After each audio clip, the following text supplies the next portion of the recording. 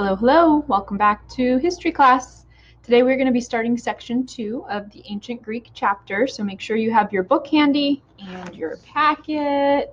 Some of you had a hard time finding this quiz.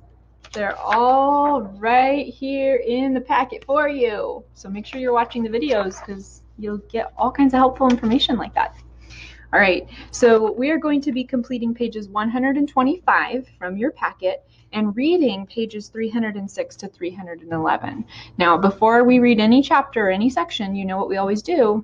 That's right, we preview the text. So let's take a look. Section 2 is on Greek society and economy. It says the Greek society was divided according to wealth and legal status. Women had clear roles and few rights in the Greek city-states, and geography and limited resources spurred conquest, trade, and colonization. The key terms for this section are tenant farmer, metic, and slavery. So let's take a look at our pictures and our captions and see what this section is going to be about. So we've got the gravestone showing a Greek family here.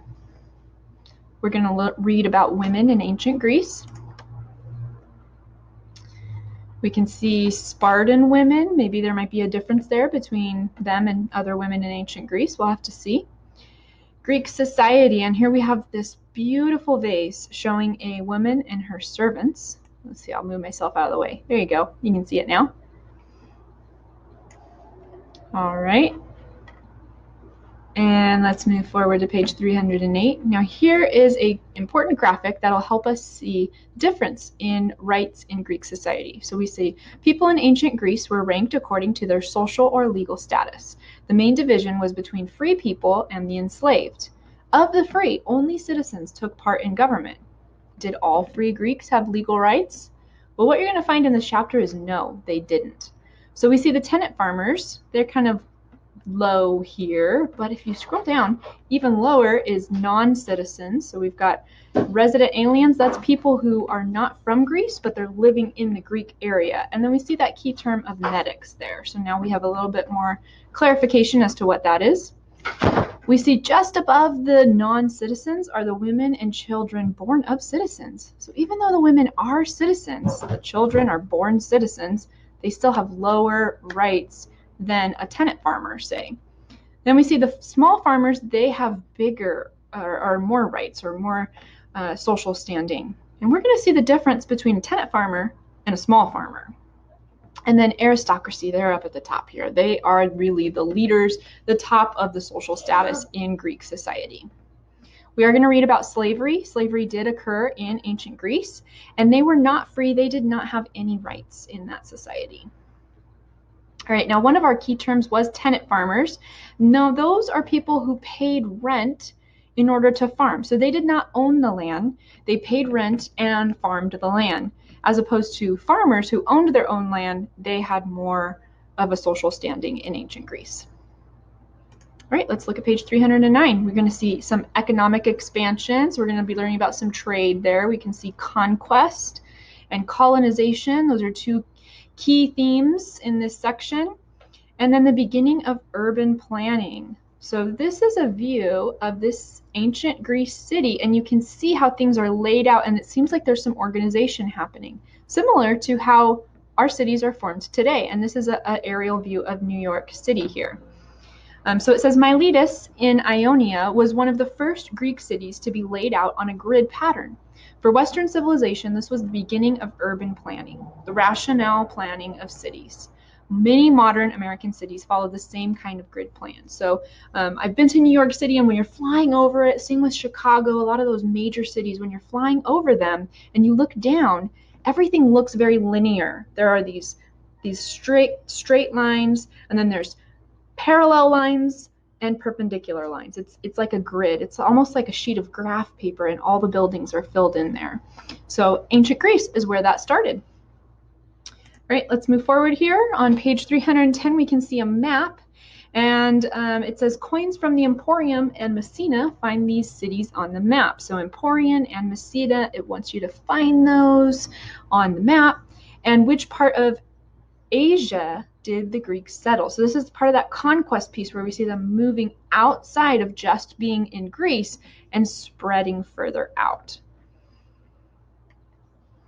All right, let's see, let's scroll down here. Many of you have seen the Olympics. Hopefully you watched the video about the Olympics that I posted on the channel last week. You remember in the beginning of an Olympic Games how they have that torch? Well, let's look here. It says Greek colonists brought a flame from home to light a fire in a new colony. And this flame symbolized their ties to the old city-state. So that's very similar to where that flame of the Olympic Games came in as well. All right, and then our last page of our section, Athens grows rich and effects of expansion. And we can see one more artifact here. It is a perfume bottle or perfume jar here that we have. Very ornate, very decorated. All right, so as we read through this section today, what I want you to do is pay particular attention to main ideas and details. So on page 125, we have some main ideas listed, and we need to find the supporting details for those main ideas. So you're going to read through the chapter on your own after this video, but we're going to go through this page together. Now, main idea and detail, an example for you would be if the main idea said, American citizens have rights and responsibilities. That's a true statement, right? If that was our main idea, what would be some details that support that main idea? Almost like the legs of a table. They're holding the main idea up. So one fact you might say, well, citizens have the right to vote in America. That would be a supporting detail. One fact you might say is that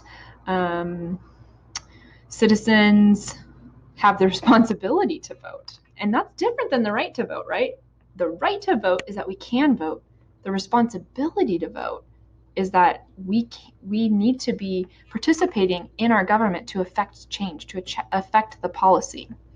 Then there are several other things that you could use to support the fact that American citizens have rights and responsibilities within this society.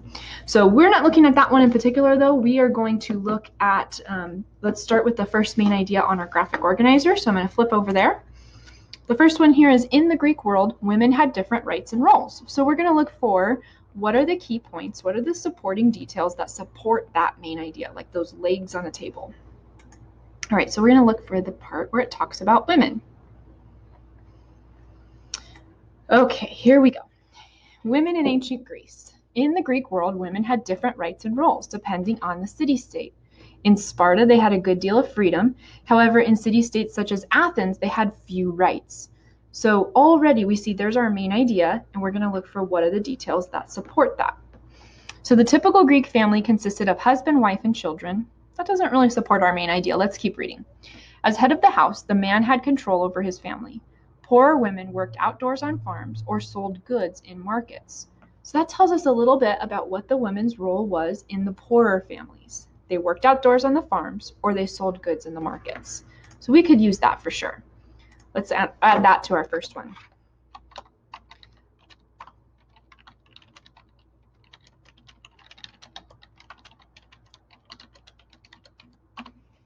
Remember, we have to be brief because we don't have a whole lot of room here. So I wrote, poor women worked on the farm or sold goods.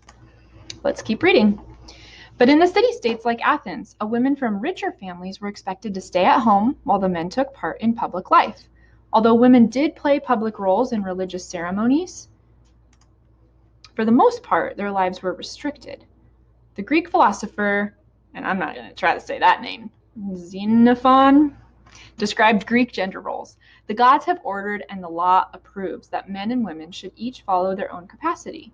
It is not so good for a woman to be out of doors as in, and it is more dishonorable for a man to stay indoors than to attend to his affairs outside.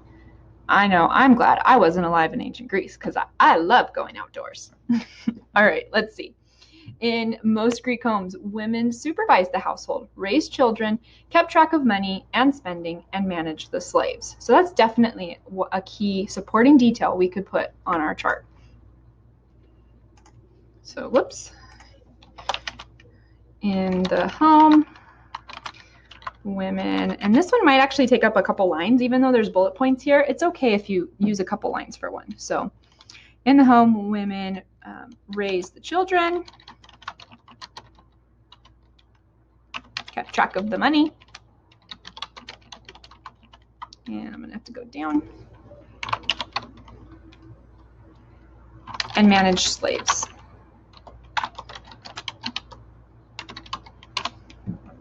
And we actually might want to clarify that that was in the wealthier homes, right? So you might want to add that to yours as you write that in. Okay, let's see what else we find. We're going to read here about the next sentence here. Many Greek women made most or all of the clothing the family members needed. That's definitely another detail we could add. Made the family's clothing.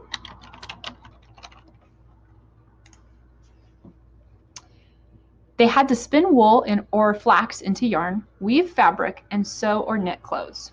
So that's how they made the clothing. Greek women also supervised the preparation of meals. So they were in charge of the cooking. Thank you. You might have heard Ethan in the background. He said, like you. But actually, his daddy's a much better cook. All right. Now, Spartan women. This is interesting. So in Sparta, women enjoyed more rights and freedoms than did women in other states. Interesting. Spartan women could sell their property. Like their brothers, Spartan girls were educated and trained in sports. Such Spartan customs shocked the Greeks in the other city-states. So these Spartan women, they're selling property, they're participating in sports, and all the other city-states are like, what? What's happening? Why are they doing that? It shocked them. So we're going to want to include that Spartan women had more rights. And if you have room, you can add in what some of those rights would have been. So as you can see, you're really just looking through the section. What is the main idea for that section? And you're adding what are the big supporting details, like the legs of the table that are holding that main idea up. So now you're going to finish reading this section. You're going to look for these main ideas of ancient Greek society had a complex class system, the population of Greek city-states increased, and the Greeks had to find ways to feed people. And then Greek colonization affected both trade and culture. Look for those main ideas and then write in the details that would help support it. Don't forget your question down here at the bottom. Who held the most power in the Greek family? Some of you may already be able to write that answer based on what we read. It certainly wasn't the women, right? All right, so you're going to complete this on your own. Remember, you don't have to turn in the worksheet pages until the very end of the unit. Then you can turn in that whole packet. I just am looking for the quizzes at this point. So if you haven't turned in section 1 quiz on ancient Greece, make sure you get that turned in. Or if you're going to turn it in on Friday at the pickup day or Thursday, that's fine too. All right, enjoy your reading and I will see you guys tomorrow. Bye.